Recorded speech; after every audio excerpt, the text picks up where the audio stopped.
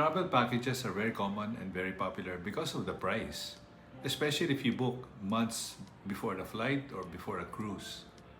We had a situation where a person bought a cruise, and on the day that they're supposed to board the ship, he got sick.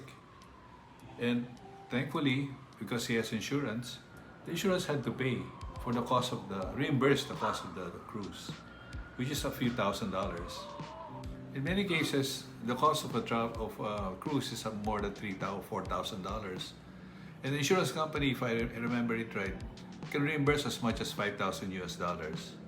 So that's quite a sum, especially if you planned it, a long time ago. It can really make a big difference in terms of your coverage. We had another case where the couple purchased a cruise, and on the night before they were supposed to board the ship, their room in the hotel was burglarized. Actually, a lot of things were stolen in that room. And part of the things that were stolen were the documents, their passports. And because of that, they were not able to board the ship. And the insurance was able to assist them in rebooking them for another cruise.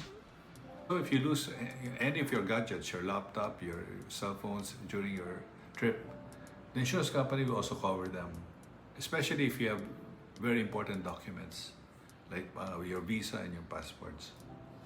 So if you're planning for your next trip, make travel insurance as part of your things to do before you travel, because it will make sure that your travel will be worry-free, pleasant, and memorable.